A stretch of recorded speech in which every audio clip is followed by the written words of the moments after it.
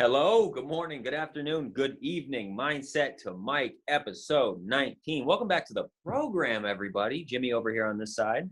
What is up, everybody? Welcome back. Episode 19, Mindset to Mike. Hope you've had a solid week in between listening episodes and all that good stuff.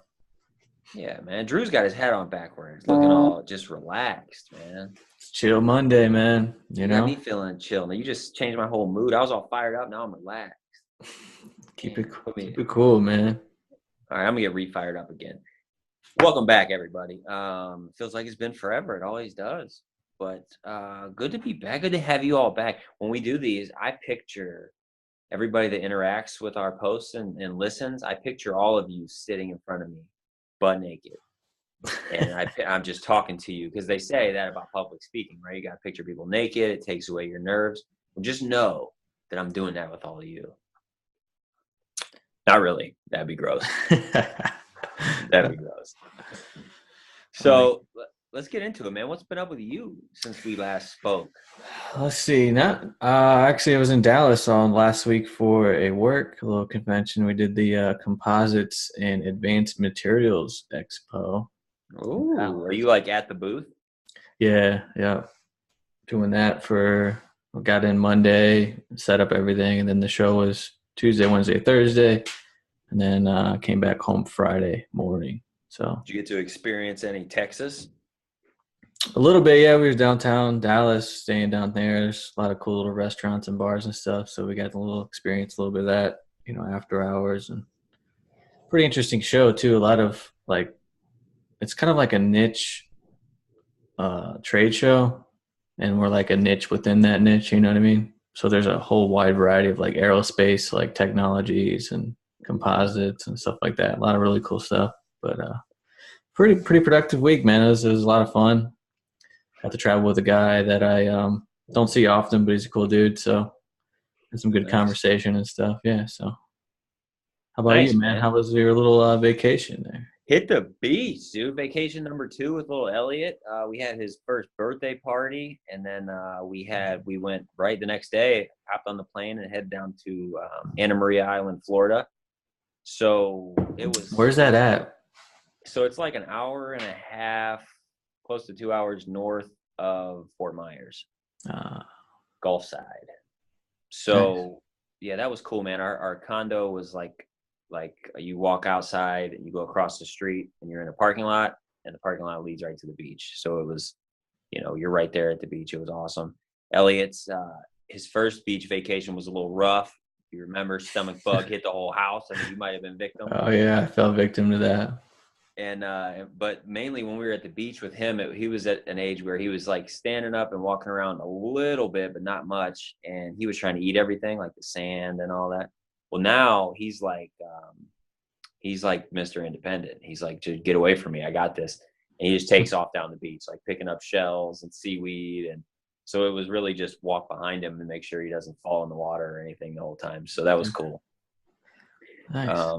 Yeah, I had his first birthday down there, which was great. Ordered some pizza for him. That's his favorite food right now. It's pizza. Little pizza head. I told somebody the other day he was a vegan. And they're like, wow, already? Like, no, he's not a vegan. Shut up. Doesn't even know any better. He'll eat anything, actually. He will. He's just now starting to warm up to eating actually meats, though, which is why that was such a joke. Because like he'll eat bread or whatever, pizza, whatever you give him. But if I give him like a piece of sausage or something like that, he'll chew it and spit it out like some chicken. But this week he started actually eating it. So anyway, that was really good. Beach vacation. Dude, I was thinking the whole app time limit for your apps on the iPhone we talked about. Yeah. I've had mine set at an hour. I go over that bad boy every day. At least I hit the hour every day, and then I consciously I just won't log back. I hit it probably, I don't know, pretty early on. It's usually around noon or shortly after. Yeah, so do I, dude. But on vacation, never hit it once. Yeah. I kind of had that same thing. I know yours was like a luxury deal, but just traveling last week and being engaged in the work stuff, I didn't even hit the limit either throughout the week.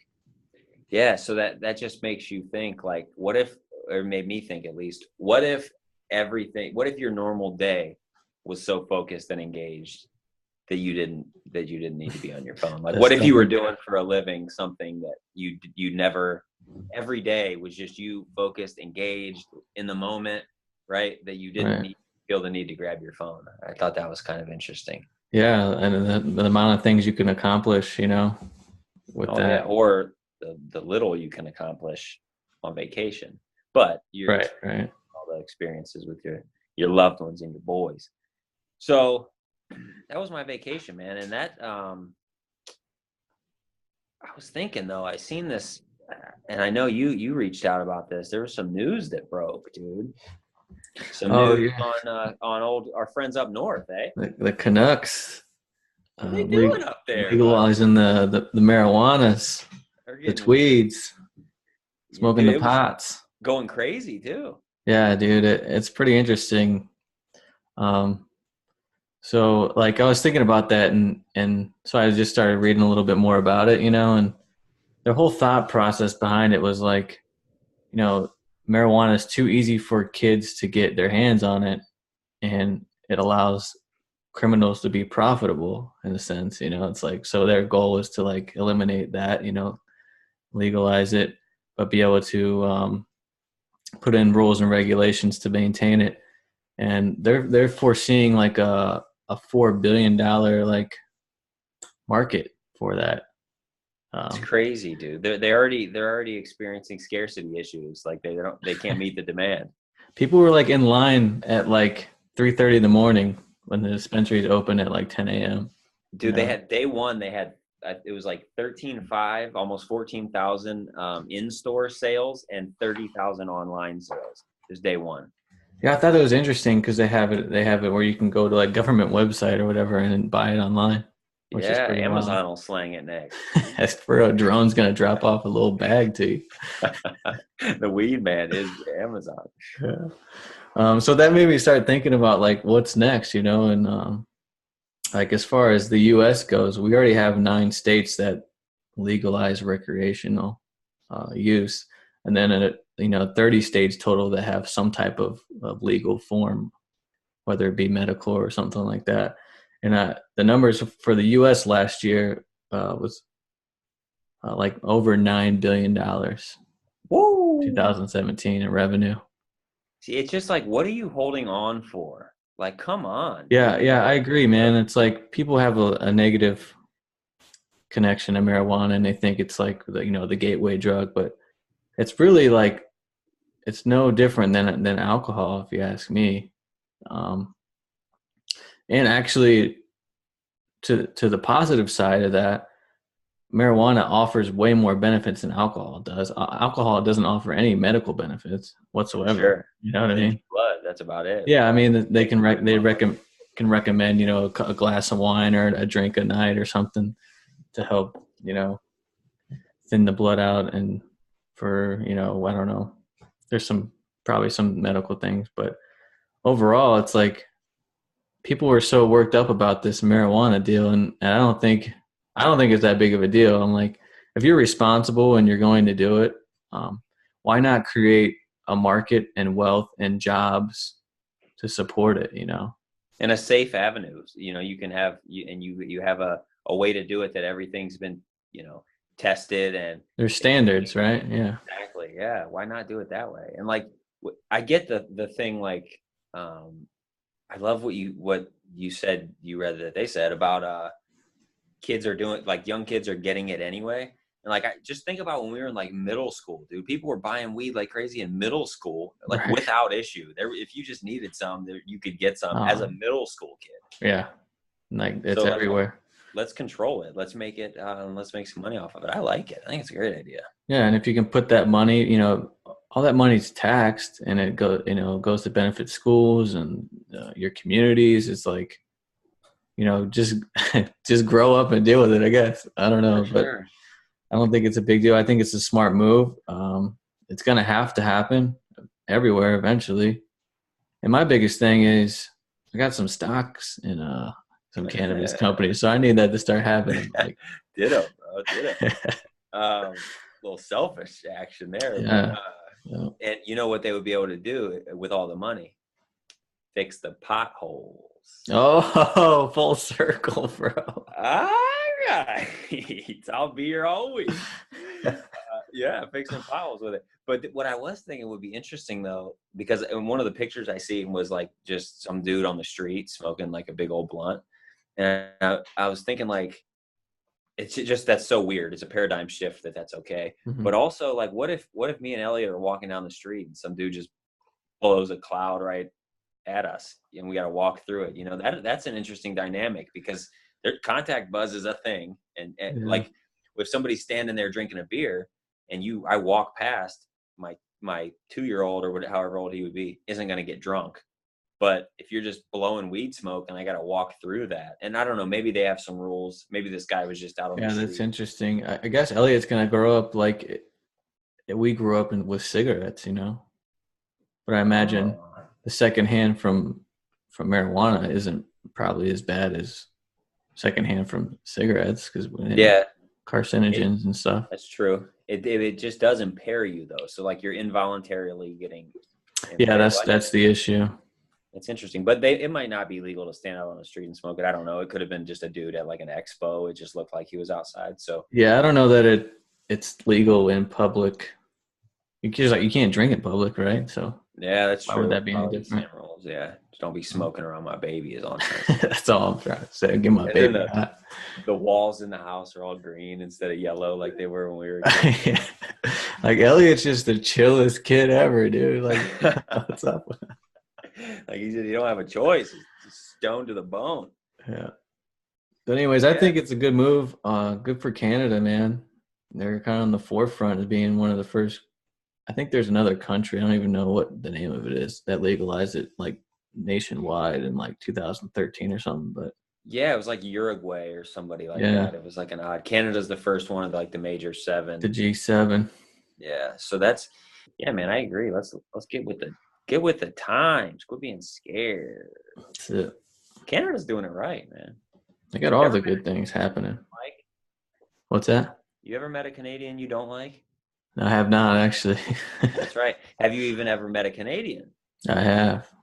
See, I don't even know if I have. They're not sneaky people, but like there's nothing, unless they have that accent, they just look like us, man. Right. Yeah, you never know, man. They're amongst us here.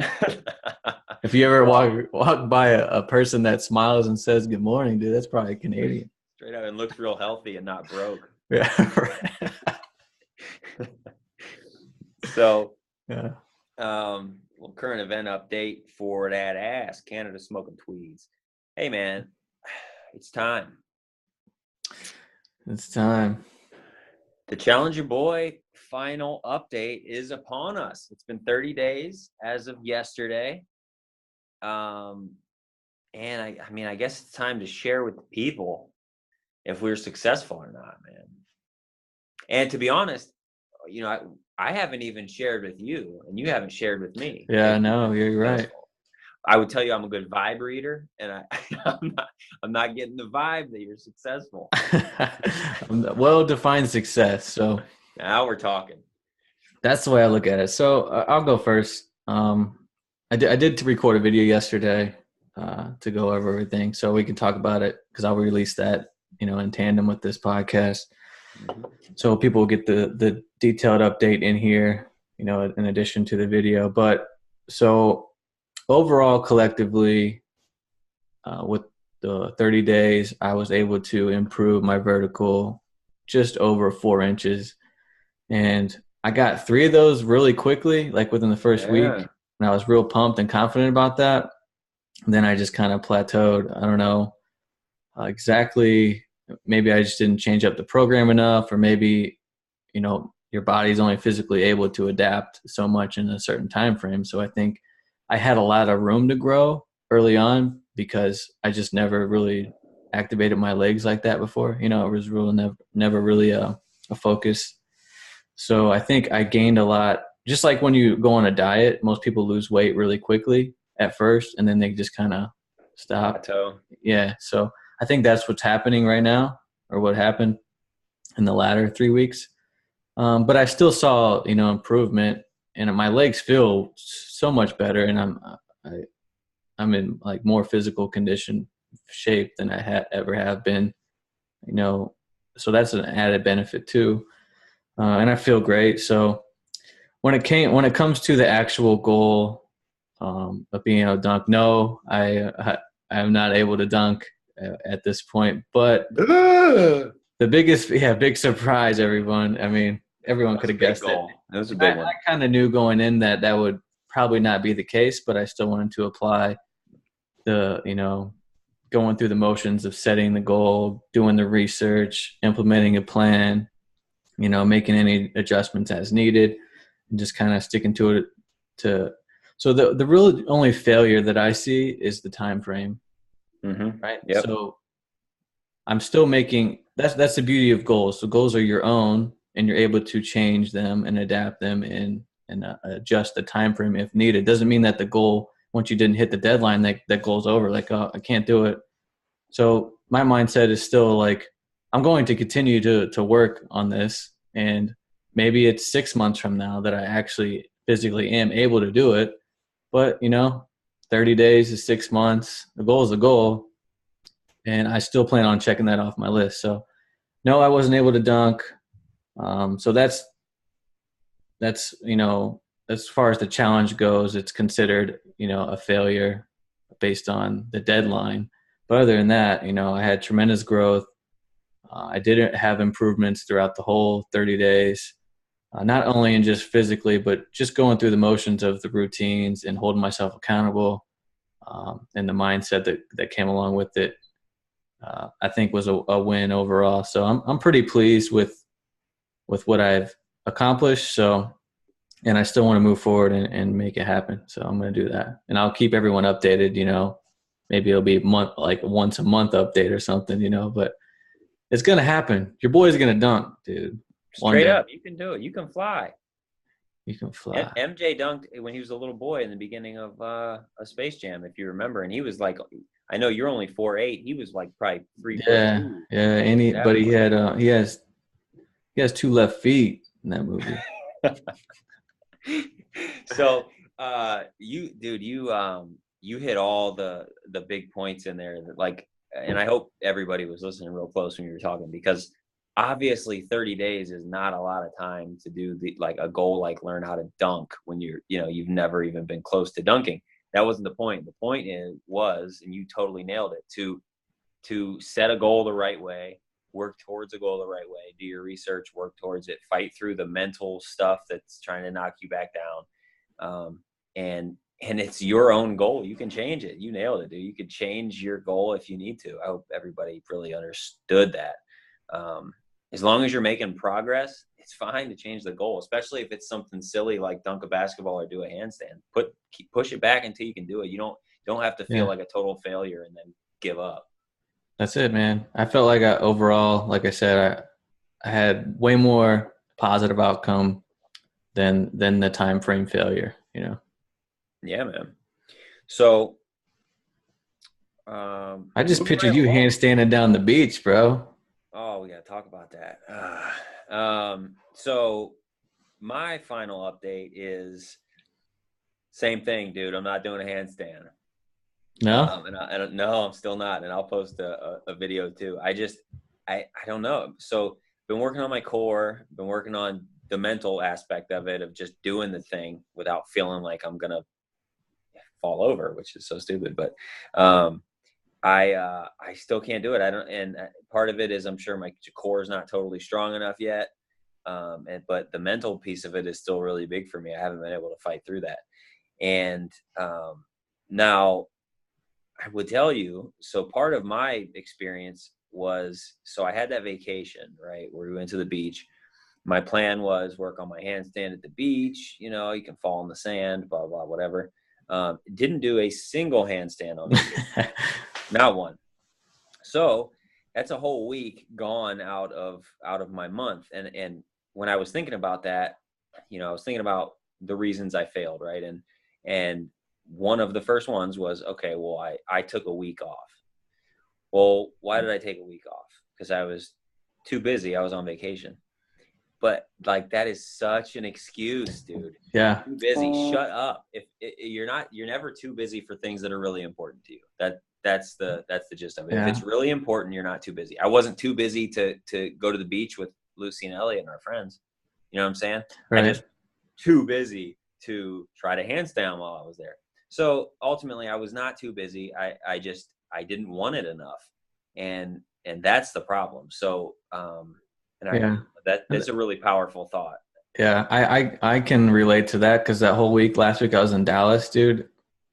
I took gym clothes with me, and to utilize the hotel gym, and it's just like the schedule got the best of me, man. Because working shows, you're like got to be there before like the doors open, and then you're standing there all day long until the show's over, and then you got dinner afterwards, with whoever you're working with or whatever.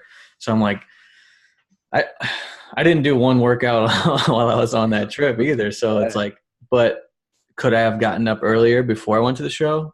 Hell yeah. Could I said no to post dinner drinks and hit the gym before I went to bed? Absolutely, but I just didn't make time to do it. Absolutely. That's part of the problem with goals like this. Like we gave each other like challenges, right? So as much as like we want to be able to do those things, like you think handstands would be cool, I think dunking would be cool, but are you really that invested? Mm-hmm. So we're setting goals based on someone else's expectations, or that were provided by someone else, which it's a fun thing to do, and we do have some value and some interest in them. But when it comes down to setting goals that really matter, it has to be something that you're truly passionate about for you to not make excuses, I guess. Hell yeah. And so with the goals being stuff we're not passionate about, you're right. It makes it easy to make excuses. And I think my biggest takeaway was, you're not too busy for the stuff you really want. You just didn't want it. It's the stuff that's the problem. You just didn't want it bad enough. Yeah. So looking forward, I'm going to continue to try to handstand though. I'm going to continue same thing. I'm going to check in every now and then. One day I will be a handstander in Canada. Yeah.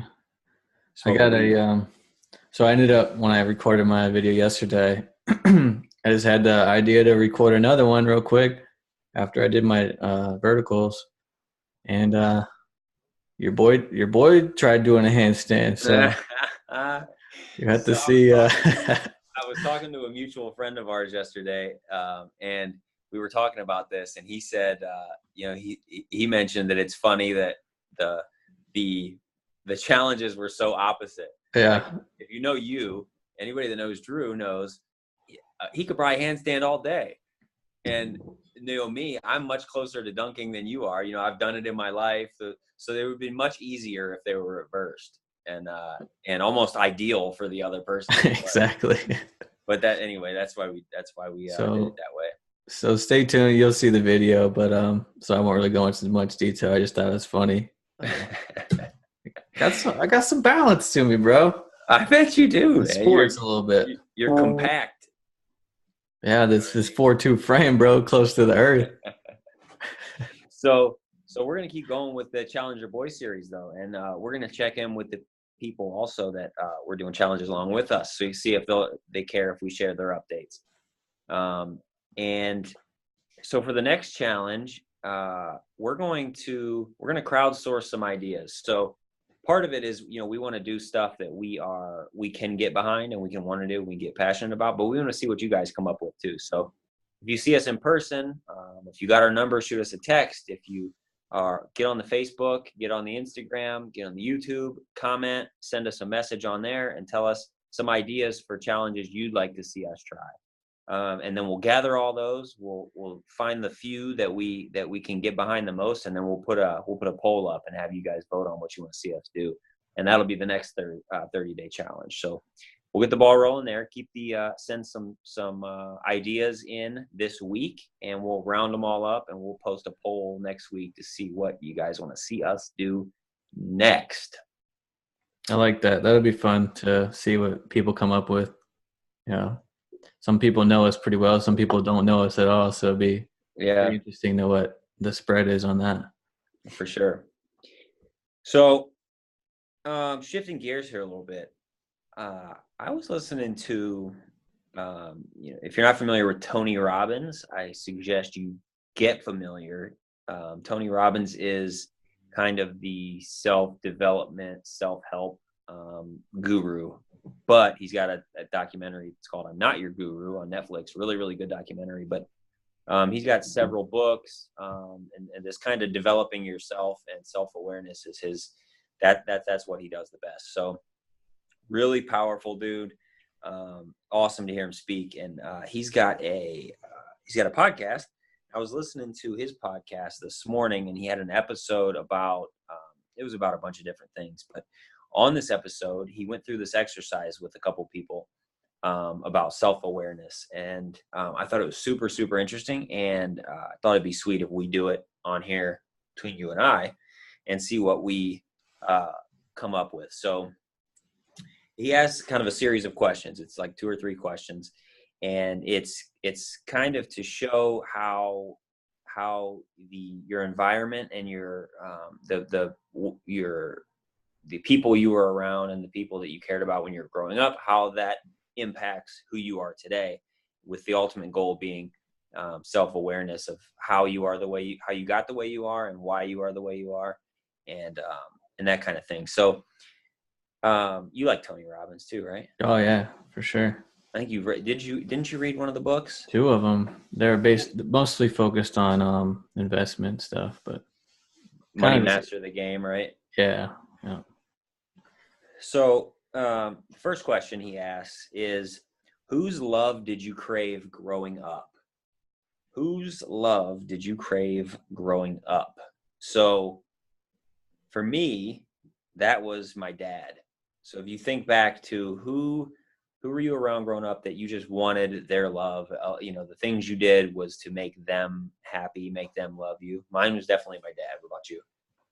I would have to agree, but for slightly different reasons than yours, because you live with your dad, and I did not. So for me, it was more so because I didn't really see him often. I felt like, I just wanted his attention more. I lived with my grandparents and my mom most of my youth, so they were always there for me, and it was great. But I always felt like I was missing the connection with my dad. So I always wanted more from that relationship. Yeah, it's like with the growing up with without him in the house, those other people, they showed you that they loved you on a regular basis, Yeah. But if your dad's not there, it's kind of like, man, when I see him, I got to make sure he loves me, because I don't know. Exactly. Yeah. Yeah, definitely different in mine.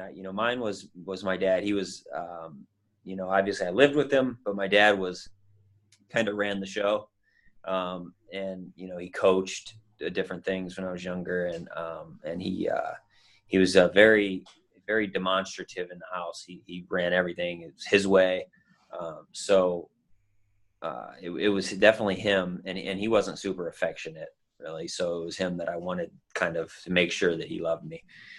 So the second question, once you've identified that, is who or what did you have to be for him? So if I craved my dad's love growing up, what did I have to be like? What did I feel like I had to be like for him to get that from him? In my case, I felt I needed to be impressive. It was one of 2 things. I would say impressive and careful or quiet, kind of. The impressive piece was, he was somebody who always wanted to be bragging about his kids. So I felt like I always needed to be really good at sports and get really good grades and do all this stuff really well, because if I didn't, he would be like ashamed of me. And I know he wanted to be proud. So I felt like I needed to be impressive in all these different things. And the other one is kind of careful, quiet. There was a shade of that too, because my dad was quick to fly off the handle. Like you just don't want to piss him off, because he'd get pissed, and then it's chaos after that. So I had to be very careful with what I said, and when I when I would approach him with different things, because I didn't want to piss him off and get the whole onslaught or horrible day that goes along with pissing him off or saying the wrong thing at the wrong time. So I had to be like cautious, careful, kind of around him too. So those would be my two. It's kind of impressive or successful and careful. Yeah, I would agree with that. Definitely anything sports related, I felt like I had to be impressive. Anytime that I had a baseball game or something or a basketball game, I got to make sure, if I knew my dad was going to be there, I was like, I have to like be the one on the field or the court that is the most productive, the most, sought after kid out there. That way, people come up to him after the game and it's like, this is your son? Like, he's great, so I felt like I needed to be that way too. And as far as like generating a better connection, I felt like I had to find out what he was interested in and kind of mirror that. Even if I didn't really know much about it, or even if I wasn't that invested in it, I just felt like, that's why I became a Steelers fan. In all honesty, is because my dad was, and I was like, I have to bond with him over this, and that's why I picked up NASCAR and that kind of thing, which I'm grateful that I did that, because we were able to really connect and bond over that. So it ended up working out in the long run. But early on, I just felt like I had to observe and pick up things that I knew that he liked, so I could show him that I like that too. So we can like that. Something we could have together. For sure, because you didn't have much together otherwise, because he wasn't there right in the house. So you're like grasping for whatever connection you can get, and that you kind of went right into it. That leads, the third thing Tony Robbins does is he kind of leads you down a path of identifying then with those who you had to be, those characteristics that you needed to earn the love of this person growing up. How do those manifest themselves in you today? How do those show in who you are today? I'll let you go ahead, because you were going right into it. Yeah, like I said, the mirroring thing was probably the biggest. I would just pick up on like things that he would say or do, like his actions, and he was always like, I don't know, even something as small as like every time I open up a beer or a can, I turned my tab to the same side that he did, just stuff like that. And it's just pretty crazy to think back now of how I picked up these little habits, and I don't know, with body language and stuff. And it was all, the more I think about it, I've never really thought about this, actually. It's kind of hit me right now. But the more I think about it, it's like, that is exactly where all that comes from. And, I've talked to people as I got older that knew my dad really well back in the day, and they're like, you act just like your dad. And I'm like, wow, it's just for me observing and wanting that connection. So kind of mirroring his actions and, his body language, and, even some of the phrases that he says and stuff like that, I would repeat or kind of try and,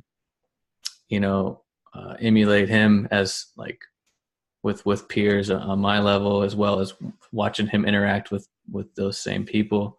And I just like did everything that I could to kind of be as much like him as I could. You know what I mean? It's kind of, that's good stuff. Wild. And what about the other one with sports and whatnot, and being impressive and being the guy out there that everybody wanted? Do you notice any of that in you today? Oh, absolutely, for sure. Everything that I do, that's why I took that challenge so seriously too. No matter what I do, whether it's professional or like personal, I always try. And I find I hold myself back quite a bit until I feel confident enough to do something. So I'll be behind the scenes, just like doing as much as I can, trying to consume as much information as I can, training as hard as I can, because I want to actually show face to it. I just want it to be impressive on all fronts to everyone. Mm-hmm. And it's like an unrealistic goal almost, because you can't hold yourself to that highest standard and actually perform and feel good about it, I guess.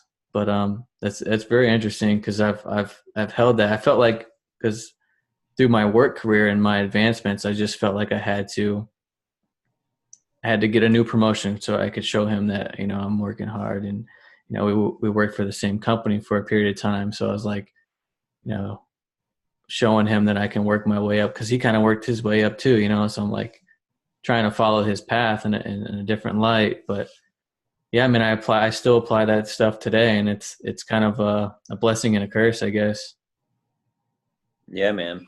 So mine was really similar. You know, the with the being impressive thing, I felt like um, it's still so much in me. You know, I always felt like you know, as I grew up, I needed to get a better job title, and I needed to get a new car just so, and then take it over and like give him a ride somewhere so he could be like, wow, and he can go say, Jimmy got a new car, and then so I just felt like I was always doing things so he had something he could brag about to people, and that made me feel good. Yeah. So that's been like a driver for me for a really long time, and it still is today, even though he's not around. Is you know, when I do things or I accomplish things, I have this sense of first of all, a sense of I need to keep accomplishing things, and even though he's not there, every time I get one, I still have this deep seated feeling that like I have to keep accomplishing stuff at this, because that's how it's been my whole life. Yeah. Because I got to give him something else to be impressed by, or something else he can talk about to his friends.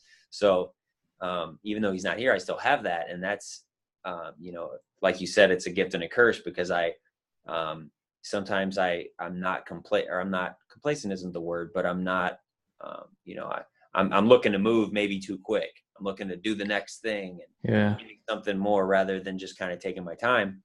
And in reality, there's nobody, he's not here anymore. So there's nobody here for me to need to do that for, but it's just who I am now. Yeah, it's built into your DNA now. And I can remember back to like one of the proudest moments that I feel like was the day he co-signed for me to get that Monte Carlo, that my first I car, remember it. you Yeah. know? And I was like, dang, man, that's, you know, I've got the job, I like making money now. And like, now my dad's going to co-sign me to get a car. And he believes that I'm not going to not make the Right. payments, you know? Right. So it's like, this is huge. That's cool, man. And, you know, the other piece of it for me was the cautious or careful, and I have a very high emotional intelligence. I'm very high in emotional intelligence now as an adult, and I kind of always have been, and I attribute that directly to having to be cautious and careful of what I say around him, because it's kind of there's a negative connotation to it, because I just didn't want to piss him off. So I would have to look at his mannerisms and see what kind of mood he was in before I would say things or do things. And so on the surface, that sucks, but what it gave me was the ability to identify how things I say are going to impact people, and how I affect people, and how I should approach people, how people feel. And that's one of my biggest skills, and it's helped me the most in my career and in my personal life. And I got that from having to be careful not to piss my dad off, which is interesting. So, and having to watch my words. So I'm very thankful for that. And I never, without thinking about it this way, I never would have attributed that to him, or understood where I got that, or how I am so good at that. Yeah, I have a little different angle on that one. Mine was like, you had to be mindful of, you know, depending on what mood he was in. And the way I always thought, before I even wanted to say anything, I had to make sure that it was impressed, like it had value, I guess, as I didn't want to come off stupid, because then I don't want him to think lesser of me. So I'd always I was very quiet most of the time around him, unless I felt confident in saying something that was going to impress him, or he was going to be like, well, that was really smart, you know, like, Mm-hmm. or I just wouldn't talk at all. And I find myself doing that today. Like, I've seen you do that. I'm more observant than anything. Like, I will sit back and observe, and not engage in communication a lot of times, and very introverted that way. And I think that's attributed to just that relationship, and not wanting to come off as lesser than, you know, at the end of the day, it doesn't really matter. It shouldn't matter as much. So I felt like I kind of hindered the relationship in a little bit, because I just wanted to make sure that anything I said had tremendous value to him, you know? Yeah. And I can definitely see that in you now, you know, and obviously I've known you for a long time, but, and the same with learning things, like you said, like you always want to make sure you were right or you were good at it before you let him know that you could do it. And like, it makes me think of the harmonica. Like you bust out a harmonica and can like play a song, and people are like, I didn't even know you owned a harmonica. What you know, like, but clearly you have been working on the harmonica before you let anyone know that you were even interested. You know what I mean? So it's, you're not like, ooh, I'm going to get into harmonica, everybody, and then like, watch me learn the harmonica. You're like, I'm just going to do this. And then one day I'm going to bust this out on you. And everybody's going to be like, wow, shit, Drew can play harmonica. Damn.